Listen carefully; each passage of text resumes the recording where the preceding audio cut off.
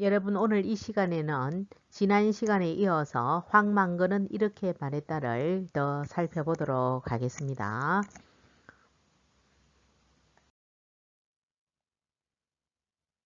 자, 소설 첫 부분의 발단 부분은 중심 인물인 황망근의 실종을 주된 사건으로 하여 마을 사람들의 대화를 통해서 사건이 전개되고 있었습니다. 교과서 46쪽에서 48쪽까지의 내용이 발단 부분인데요. 그 중에서 특히 여러분이 신경 써야 할 것이 소설의 전반부에 실종으로 작품을 시작하는 것이 어떤 효과를 자아내고 있는가에 대해서 한번 정리를 하시면 되겠습니다.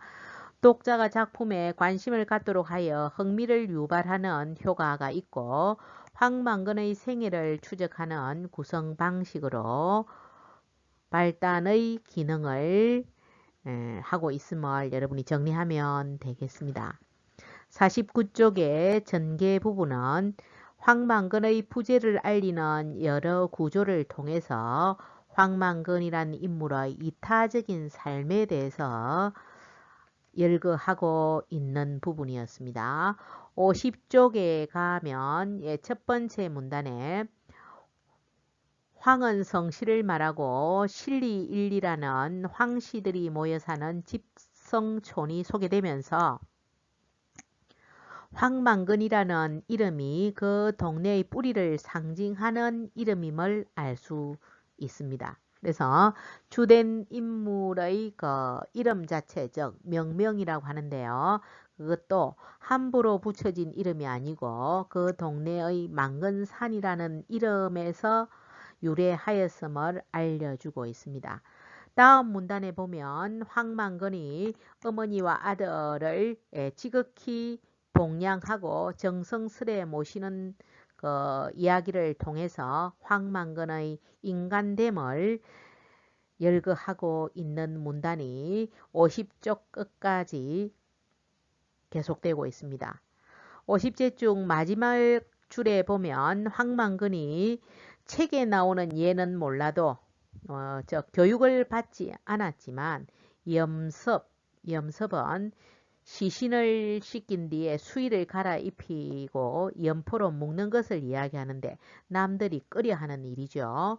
또 산역, 시체를 묶고 매를 만들거나 이장하는 일입니다. 이것도 보통 사람들이 꺼려하는 일입니다. 그죠? 51쪽에 가면 그렇게 끓이는 일들을 서슴없이 맡아 하는 황망근의 인간 됨됨이를 지금 열거하고 있습니다. 그래서 여러분이 읽어보신 것처럼 자, 황망근과 마을 사람들의 대조적인 모습을 통해서 인물의 성격 됨됨이를 지금 형성하고 있고 독자들이 이것을 읽으면서 그들의 행동을 통해서 어떤 성격의 소유자인지를 여러분이 스스로 읽어가면서 정리할 수 있게끔 도와주는 예시들이라고 보면 되겠습니다. 자, 교과서 52쪽에 위기를 한번 보겠습니다. 중약 부분의 줄거리에 농민걸기대회에 참여하기 위하여 마을 사람들과 경운기를 타고 소위 말하는 결의를 보여주는 데모하러 지금 나가게 되었다는 것이죠. 황망근은 떠나기 전날 민씨와 술을 마시면서 정직하게 농사를 짓겠다고 소신을 드러내고는 다음날 경운기를 타고 도청으로 출발했습니다. 그 뒤로는 소식이 두절되었습니다. 위기 부분에 즉 중간 부분 줄거리에서는 시간의 흐름과 어떤 일이 압축되어 나타나는 유명한 요약적 제시가 드러납니다. 사건이 압축되어 있죠. 요약적으로 제시되어 있습니다. 일주일 뒤에 황망근이 돌아왔는데 아들이 그를 안고 돌아왔다. 그의 뼈를 담고 돌아왔고 사고를 당한 경운기도 돌아왔다 되어 있습니다. 일주일 만에 죽어서 돌아온 황망근이 드러나죠. 부채 탕감 골기대에 혼자 참석했다가 유골로 돌아왔다는 것은 죽은 시체로 돌아왔다는 것이죠. 여기서 농가 부채라는 것은 위기 부분에 나타나는 농가 부채는 빚입니다. 그죠? 농민들이 빚을 줄이기 위해서 데모하러 갔다는 것이죠. 이때는 농촌이 어려움을 겪고 있다는 시대적 상황이 반영되어 있다고 보시면 되겠습니다. 다음 부분은 서술의 그 방식의 변화가 느껴집니다. 황망건을 황선생이라고 지금 이야기를 하고 있죠. 서술 방식의 변화가 드러나네요. 일반적인 표현에서 황선생이라고 나타나는 것으로 보아 그를 존경하는 서술자의 이미지가 드러나고 있습니다. 어리석게 태어났는지는 모르지만 즉 출생은 비천하지만 해가 갈수록 신지가 돌아왔다는 것은 신의 지혜를 갖추고 있었다. 즉 일상인들하고는 달랐다는 거죠. 그리하여 시간이 흐를수록 그 누구보다도 지혜로웠다. 황망근에 대한 일반적인 평가와 다른 평가를 지금 하고 있죠. 앞에서는 망근이 방근이라고 하면서 언어 유의적으로 표현은 했지만 무시하는 발언이었는데요. 지금은 일반 사람들보다는 더 낫고 지혜로웠다고 얘기를 하고 있습니다. 또한 그의 천성이 부지런하고 건면하였다고 얘기하면서 그의 성격을 직접 제시하고 있죠. 다른 사람들은 농사를 지으면서 빚만 남는 농사에 즉 농가의 어려운 상황을 이야기합니다. 그죠? 투정을 하고 짜증을 냈지만 그는 개의치 않았다. 상관하지 않았다. 사람 사이에 어려움이 있으면 언제나 함께 하였고 공적을 이야기할 때는 자신보다 남을 내세워 사람들을 놀라게 했다. 이타적인 삶을 살고 있네요. 그죠? 또한 하늘이 내린 효자였고 이해심 많고 따뜻한 아버지였다. 인간적으로 만점인 사람입니다. 그죠? 다음 문단에는 천성이 술을 좋아했다. 역시 부지런하고 농사일에도 익어 있었다는 말은 전문가적인 수준이었다는 겁니다. 역시 직접 제시하고 있습니다. 그죠?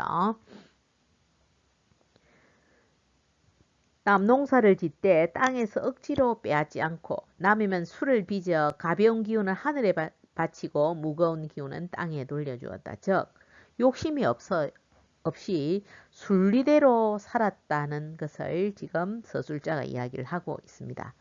그러므로 선생은 술로서 망한 것이 아니라 술의 물감으로 A의 B로 그러니까 은유적 표현을 통해서 인색을 그려나갔다. 선생이 마시는 막걸리는 밥이요. 사직은 토지의 신을 이야기합니다. 사직의 신에게 바치는 술이었다.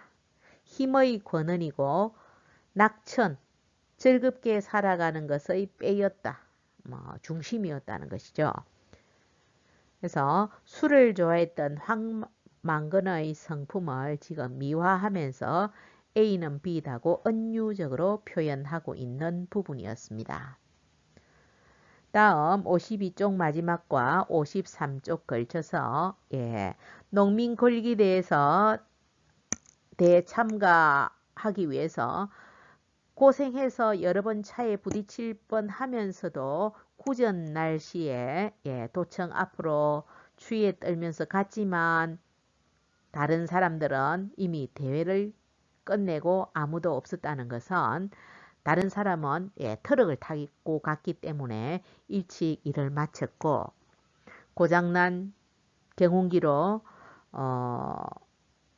수단을 해서 온 황망근은 골기대회가 끝나고 나서 지금 도착했다는 것이 서술되어 있습니다.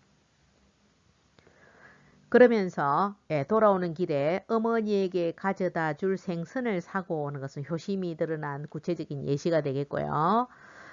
날이 어두운 줄도 모르고 집으로 향하는 길에 그 돌아오는 곳도 어둡고 표지가 없어서 사고를 당할 뻔한 위험의 순간이었습니다. 그죠? 그러면서 경운기는 논밭으로 떨어졌고 수레는 부서지고 집으로 돌아갈 수 없다는 사실을 선생은 깨달았다고 서술되어 있네요. 선생은 그 부분 경운기에 실려있는 땅의 저제에 취하여 A의 B다 은유적 표현을 통해서 경운기 옆에 앉아 경운기를 지키더라고 밤새도록 추위에 떨었네요. 추위와 졸음으로부터는 선생을 지켜주지 못했다. 죽음에 이르게 된 그 과정을 자세하게 서술하고 있습니다. 선생이 좀 더 살았다면 난세의 혹염, 비유적 표현이죠. A의 B입니다. 그죠?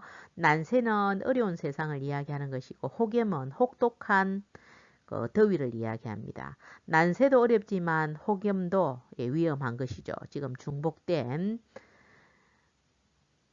상황입니다. 그죠? 즉 한마디로 살아가기 힘든 세상, 즉 각박한 세상을 이야기합니다.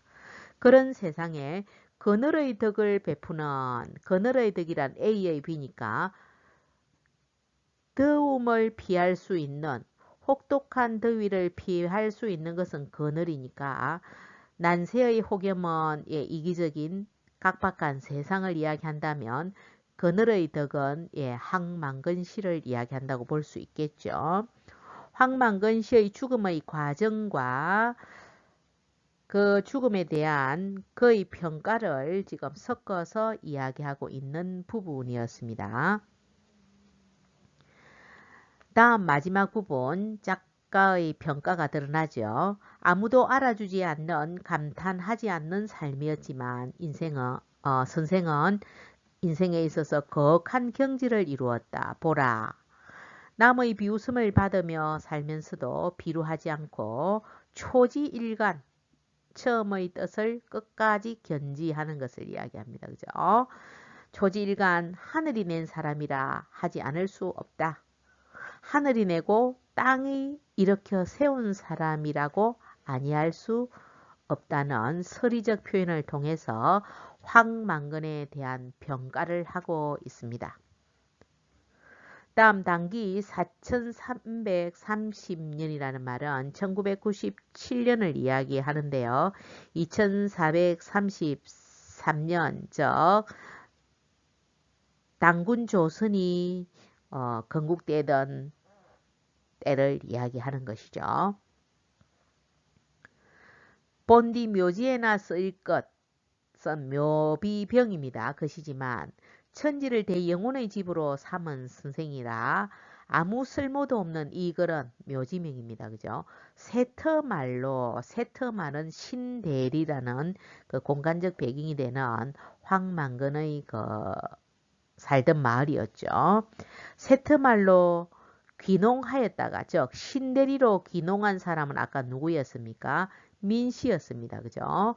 이룬 것 없이 다시 도시로 흘러가며 황망근이 죽고 나서 다시 민씨가 도시로 나왔네요. 남해 출신의 민순정이 엎디어 쓰다. 즉 그러면 여기 묘비명을 쓴 사람은 민씨라는 게 드러납니다. 그죠? 이것으로서 작품이 끝이 났습니다. 그럼 여기서 우리가 묘비명에 대해서 한 번 더 작품의 끝부분에 어느 누구도 알아주지 않는 즉 53쪽의 15줄부터는 그 부분이 묘비명입니다. 묘비명은 우리가 강독을 했다시피 서술자인 민씨가 작성한 것이고 살펴보면 그의 성품에 대해서 이야기를 하면서 그에 대한 평가를 하고 있는 것이었습니다. 근데 묘비명의 형식적인 효과는 인물의 죽음을 기리면서 본문에 생략되었던 인물의 행적과 삶을 직접 제시하고 있었습니다. 다음에 황망근의 실종 및 죽음에 대한 과정을 통해서 독자에게 그 궁금증을 해소하고 있는 효과를 지니고 있다고 보면 되겠습니다. 등장인물 중에서 이 작품에서 민씨에 대해서 한번 살펴보겠습니다. 민씨는 도시에서 귀농한 인물로서 지역 사람들과는 달리, 즉 신대리 사람들과는 달리 사투리를 전혀 구사하지 않고 있습니다. 또한 민씨는 작품 속에서 주동인물인 황망근의 언행을 관찰하여 인물의 성격을 제시하고 있고, 남들은 반편이라 말하는 부정적인 평가를 하는 황망근의 진면목을 알아봄으로써 그 입을 통해서 마을 사람들의 이기적 모습이 잘 서술되어 나타납니다. 또한 나아가서 황망근의 실제적 삶과 성품을 묘지명에 직접 제시하는 인물로 작품 속에 묘사되어 있습니다. 그 다음 이 작품에 드러난 시대적 배경은 환율이 인상되고 기업이 문을 닫고 실직 해고자가 증가하면서 도시를 떠나 귀농하던 그 상황 속에서 농가 부채 탕감 걸기 대회를 도청 앞에 가서 데모하는 것으로 보아 당시의 시대 상황은 열심히 농사를 지어도 농가 빚이 증가하는 생활고를 겪고 있는 농민들이 거의 문제 해결을 위해서 걸기 대회를 하는 것으로 보아 당시 농촌의 어려운 현실과 절박한 상황이 잘 반영되어 있고 IMF 외환 위기를 배경으로 하여 탄생한 작품으로 감상하면 되겠습니다. 자, 이 작품에 나타난 인물의 성격과 등장인물들의 관계와 작가가 무엇을 표현하려고 했는지를 한번 정리해 보도록 하죠. 전의 형식을 통해서 서술되고 있는 이 작품은 1990년대 농촌을 배경으로 농부인 황망근의 일대기를 그려낸 현대소설로 볼 수 있지요. 약간 반편이지만 부족하지만 선량하고 관용적이고 또 포용력까지 있는 긍정적인 인물로 그려지고 있는 주동인물하고 그와 대조적으로 굳은 일은 황망근에게 맡기고 생색내며 당연시하면서 이에 타산적으로 살아가고 있는 마을 사람들과의 대조를 통해서 거의 이타적인 삶과 이기적인 사람의 형상을 대비시키고 있었습니다. 또한 그 사람들 중에서 도시에서 귀농한 민씨의 입을 통해서 황망근은 정의롭고 그의 지혜로움을 통찰해서 사물을 바로 분별하는 민씨라는 인물을 통해서 작가는 현대인의 이해타산적인 모습에 대해서 비판하면서 당시의 어려운 농촌의 현실에 대해서 고발하고 있는 작품이었습니다. 소설이라는 게 현실의 어려운 부정적인 모습을 고발하는 것이 리얼리즘이라고 본다면 이 작품은 사실주의적 성향을 지닌 작품으로 볼 수 있을 것입니다. 또한 전의 형식을 통해서 행적과 평가 중심으로 주동인물의 일대기를 구성하고 있는 것으로 보아 전통 서사 양식의 계승이라는 측면에서 이 작품은 의의가 있다고 볼 수 있습니다. 이 작품에 드러난 고전문학적 요소를 한번 살펴보도록 하죠. 인물의 출생과 성장 그리고 나아가서 인물의 행적까지 열거된 것과 그 인물에 대한 평가를 서술한 것으로 보아 이 작품은 전의 형식을 취하고 있는데 인물의 일대기적 구성의 방법으로 역순행적 구성으로 여기서 구성은 행적과 중심으로 평가 중심으로 이루어져 있는 전의 형식이라는 것 기억하십시오. 두 번째는 망근이 돌아오지 않는 적이 없었다. 그런데 단 하루는 토끼 귀신과 겨루기를 하다가 귀신이 이긴 게 아니라 망근이가 이김으로써 토끼가 세 가지 소원을 들어줬다는 어쩌면 터무니없는 비현실적인 내용 부분이 묘사되어 있었습니다. 기억하십시오. 그 다음은 황망근의 우스꽝스러운 말투와 모습 혹은 망근인지 방근인지 하는 어느 유의적인 그런 모습은 이 작품을 다분히 해악적인 것으로 규정할 수 있고 이기적인 말 사람들의 모습을 비판하는 것에서 풍자적인 요소도 가미되어 있다는 점을 잘 기억하시기 바랍니다. 자, 두 강좌에 걸쳐 선생님과 같이 여러분이 강독을 하였습니다. 혼자 눈으로 독서하는 것보다 같이 문단 단위로 선생님과 구성 단계에 맞게 우리가 강독을 같이 해왔습니다. 같이 듣고 하면 혼자 읽은 것보다는 머릿속에 각인이 잘 되겠죠. 자, 먼저 읽은 내용을 바탕으로 내용 탐구 한번 해보겠습니다. 이 작품은 농촌 현실의 어두운 면과 현대인의 이기심을 풍자적으로 드러내고 있다. 어떤가요? 오류입니까? 옳은 진술 맞습니다. 다음 이 작품은 주인공인 서술자가 직접 이야기하여 내용을 전개한다. 어떻습니까? 서술자가 누굽니까? 주인공이면 1인칭이라는 말입니다. 그죠? 1인칭 아니죠. 1인칭 주인공 시점이 아니라 뭡니까? 전지적 작가 시점이었습니다. 그죠? 이 주인공이 서술자가 직접 이야기하니까 1인칭 주인공이 아닙니다. 그죠? 다음 문제. 이 작품은 인물에 대한 평가, 행적 순으로 구성된 고전 산문 양식, 전의 형식을 취하고 있다.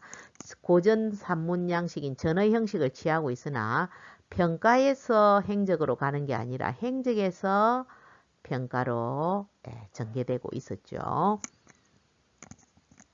4번. 이 장은 이 작품에서 황망근을 관찰하고 그의 인물됨을 제시하고 있다. 이 장 아닙니다. 그죠? 이 장은 부정적인 시선으로 망근을 바라봤죠. 갈등을 일으키고 있는 인물이었습니다. 이 장이 아니라 누구였다? 민씨였습니다. 민씨의 역할을 잘 기억하시기 바랍니다. 작품 잘 이해되셨습니까? 다시 한번 정리해서 자기 것으로 만들기 바랍니다. 다음 54쪽 잠깐 가겠습니다. 54쪽의 그 학습활동 1번은 앞에서 선생님이 이야기한 황망근의 그 인물됨과 그와 대조를 이루고 마을 사람들이 망근을 무시하고 있었지요. 그 다음에 마을 사람들과 민씨의 관계는 갈등 관계였습니다. 그죠? 그 다음에 민씨는 황망근을 존경하고 존중하는 자세로 서술되고 있었습니다. 앞에 나온 PPT 자료를 활용해서 다시 한번 복습하시기 바랍니다. 다음 2번. 이 작품에 사용된 구성과 시점을 바탕으로 내용과 형식을 한번 살펴보자 하면서 1번 박스에 소설의 도입 부분인 발단에 대해서 이야기하고 있습니다. 앞에서 설명이 됐는데요. 기억납니까? 자, 독자 측면의 효과에서는 실종 인물을 황망근이라는 인물에 대해서 관심을 갖고 작품에 대해서 흥미를 유발하기 위해서 가지고 온 측면이고 내용상의 효과는 그의 실종 이후에 그의 행적을 거슬러 추적하니까 순행적 구성이 아닌 역순행적 구성으로 되고 있는 작품이었습니다. 다음 2번. 이 작품에서 사용한 시점은 전지적 작가 시점이었죠. 그죠? 전지적 작가 시점일 경우에는 황망근과 주위 인물들에 대한 작가가 직접적으로 이야기를 다 할 수 있다는 겁니다. 따라서 작가는 황만건의 삶의 태도를 예찬하고 마을 사람들의 이기적인 것을 비판하기 위해서 이런 전지적 작가 시점을 사용하였을 것이라고 정리하면 되겠습니다. 그 외에 읽고 이해가 안 되는 부분은 오프라인 시간에 선생님에게 질문하시기 바랍니다. 여러분 고생하셨습니다.